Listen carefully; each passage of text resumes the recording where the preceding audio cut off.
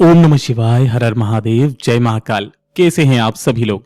देखिए, आप सभी को पता है कि कल है 7 फरवरी 2026 का दिन और कल के दिन पड़ रही है फागुन मास के महीने का शनिवार का दिन। पूज्य गुरुजी ने कई बार कथाओं में कहा है कि फागुन मास के महीने में पड़ने वाले शनिवार के दिन जब आपकी कोई कामना, कोई इच्छा, कोई हृदय की बात है जो महादेव तक पहुंच नहीं रही है, जीवन के कष्टों से आप परेशान हो चुके हो, कोई ना कोई दुख, कोई ना कोई परेशानी, कोई ना कोई समस्या आपके जीवन में हमेशा बनी हुई रहती है, आप उनसे लड़ लड़ करके थक गए हो, एक छोटा सा काम आज के दिन करना है।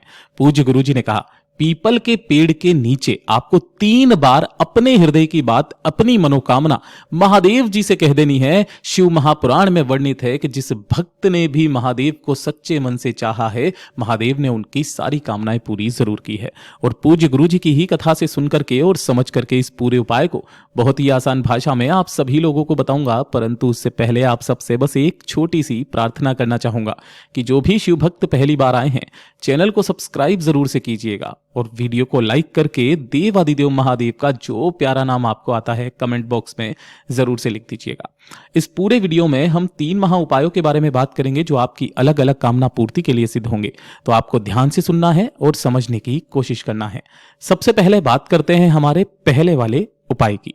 पहला उपाय किन लोगों को करना है वो चीज ध्यान से सुनिएगा। पूज्य गुरुजी ने कई बार कथाओं में कहा था कि जब आपने काफी सारे उपाय कर लिए हो, आपने काफी सारे व्रत भी कर लिए हैं, किसी कार्य को करवाने के लिए, किसी कार्य की सिद्धि के लिए आपने सारे नियम कर लिए हैं, पूजा पाठ अनुष्ठान कर लिए, लेकिन आपकी कोई कामना, कोई मनोकामना, कोई इच्छा पूरी ही नहीं हो रही है, आपके वो कार्य नहीं बन रहे हैं, महादेव से कह कह करके थक गए, लेकिन फिर भी महादेव नहीं सुन रहे हैं। एक छोटा सा काम शनिवार के दिन करना बिल्कुल भी मत भूलना। पूज्य गुरुजी ने कहा, आज के दिन आपको लेने होंगे इस तरीके से मात्र 1 गुड़ का टुकड़ा, छोटा सा 1 गुड़ का टुकड़ा आपको लेना है, ज्यादा बड़ा नहीं लेना है। और इसी के साथ में आपको लेने होंगे 1 चुटकी काले तिल। ध्यान रखना, कोई संख्या फिक्स नहीं है, पूज्य गुरुजी ने किसी तरीके की कोई संख्या नहीं बताई थी इस वाले उपाय में। कहा कि 1 टुकड़ा गुड़ का और 1 चुटकी काले तिल आपको लेने हैं और साथ ही साथ आपको लेना होगा इस तरीके से दूध। अब दूध का क्या क्रम रहेगा कि जो दूध है वो रहना चाहिए गाय का, और कैसा होना चाहिए, कच्चा दूध जिसे एक भी बार गर्म ना किया गया हो। और जब भी किसी दूध को लिया जाता है तो तांबे के कलश के अलावा, चाहे कोई से भी कलश में आप ले सकते हो, तांबे में भूल करके भी मत लिया कीजिए, इससे दूध जो है वो क्षीण होता है। आप स्टील का पात्र ले लीजिए, स्टील के पात्र में आपको दूध भर लेना है। अगर प्रचुर मात्रा में दूध है तो पूरा भर लीजिए, नहीं है तो आपके पास में जितना दूध है उतना भरना, बाकी अपने घर के जल से इसे पूरा भर लेना। तो 1 लोटा तो आपको ये वाला लेना है जिसके अंदर आपको दूध भरना है, और दूसरा अलग से लेना है तांबे का कलश जिसके अंदर आपको अपने घर का जल भर लेना है। ठीक है ना, ये 2 कलश होंगे।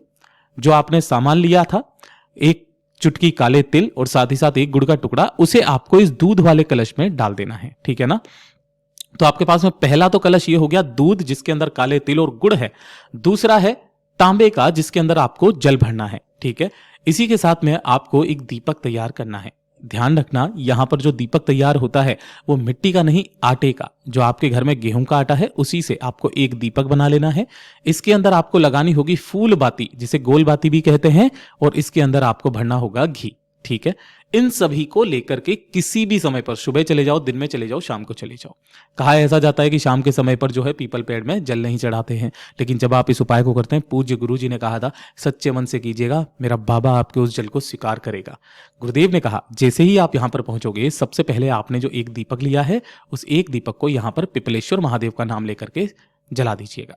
दीपक को जला लेने के पश्चात आपको सबसे पहले जो आपने दूध का कलश लिया है उसे अपने दोनों हाथों में लेकर अपना नाम और गोत्र बोल करके सबसे पहले इसकी जड़ों में आपको दूध वाला जो कलश है वो आपको अपना नाम और गोत्र बोल करके समर्पित कर देना है। संपूर्ण दूध को समर्पित कर देने के पश्चात जो आपने 1 कलश जल लिया है ना, उसे अपनी कामना मन में कहते हुए पिपलेश्वर महादेव का नाम लेकर के यहीं पर जहां पर आपने दूध समर्पित किया था उसी जगह पर फिर आपको जल समर्पित कर देना है, अपनी कामना कहते हुए। पहली बार आप कामना जब आप जल समर्पित करेंगे तब कर देंगे। उसके पश्चात आपको इस वृक्ष की 7 परिक्रमा करनी है, और 7 परिक्रमा करने के पश्चात आपके जो दोनों हाथ हैं उन दोनों हाथों को अपने हृदय पर लगा करके दूसरे नंबर पर दूसरी बार अपनी कामना कहनी है, और फिर उन्हीं दोनों हाथों से इस वाले पेड़ को स्पर्श करके दोनों हाथों से पेड़ को स्पर्श करके अपनी बात, अपनी मनोकामना, पूज्य गुरु जी ने कहा पिपलेश्वर महादेव का नाम लेकर जो अपनी कामना कह करके आ जाता है महाराज, उसके ऐसी कोई कामना नहीं है जो पूरी ना हो। पूज्य गुरु जी का बहुत अद्भुत और अचूक उपाय है, जरूर से कीजिएगा। और ये दूसरे नंबर का उपाय, इसे तो आपको बहुत ध्यान से सुनना है, ध्यान रखना। ये दूसरे नंबर का जो उपाय है ना, पूज्य गुरु जी ने 2 तरीके से करने के लिए कहा था। पूज्य गुरु जी ने कहा कि जब आपकी किस्मत आपका साथ ना दे रही हो, दुर्भाग्य आपका पीछा नहीं छोड़ रहा है, जिस कार्य में हाथ डालते हो उसमें केवल और केवल आपको असफलता ही मिलती है, किसी कार्य, आपके कोई कार्य नहीं बनते हैं, मतलब बनते बनते काम अगर आपके बिगड़ जा रहे हो, है ना, कुछ भी जीवन में अच्छा नहीं चल रहा है, घर वाले ताने मारते हैं, तो उसके लिए कैसे करना है। दूसरा, अगर शनि महाराज के कारण कोई बड़ा भारी रोग हो गया है, कोई दोष लग गया है आपको, शनि के कारण आपके बनते बनते कार्य बिगड़ रहे हैं, कुंडली में किसी तरीके का कोई दोष चल रहा है, 7.5 चल रही है, या फिर आपके जीवन में ढैया जो है वो समाप्त नहीं हो रही है या चल रही है, तो उसका असर खत्म करने के लिए सबसे पहले हम लोग बात करेंगे कि अगर शनि दोष आपके जीवन में कुंडली में चल रहा है, शनि महाराज के कारण कोई बड़ा भारी रोग हो गया है, दोष हो गया है, बनते बनते काम आपके बिगड़ रहे हो, तो केवल एक काम आपको करना है कि एक लंबी बाती का दीपक आपको इस तरीके से तैयार करना है, चाहे आटे का चाहे मिट्टी का। इसके अंदर आपको भरना है सरसों का तेल। किसका तेल? सरसों का तेल आपको भरना है इसके अंदर। और इस दीपक को शाम के समय प्रदोष काल में किसी भी एक पीपल के पेड़ के नीचे जलाना स्टार्ट कर दीजिए शनिवार के दिन। और इस बाती का मुख रखना है पीपल के पेड़ की तरफ में। जो व्यक्ति शनिवार के दिन शाम के समय पर इस दीपक को जलाना शुरुआत कर देता है महाराज, उसकी कुंडली में फिर कभी भी शनि की ढैया नहीं आ सकती, 7.5 नहीं चलती। शनि महाराज के कारण कोई बड़ा भारी रोग हो गया है वो भी समाप्त हो जाते हैं। पूज्य गुरु जी ने यह बताते हुए कहा कि लोगों को शनि लगता है और शनि को शिव लगते हैं। जो भक्त महादेव का अनुसरण करता है उसे कभी शनि परेशान नहीं करता।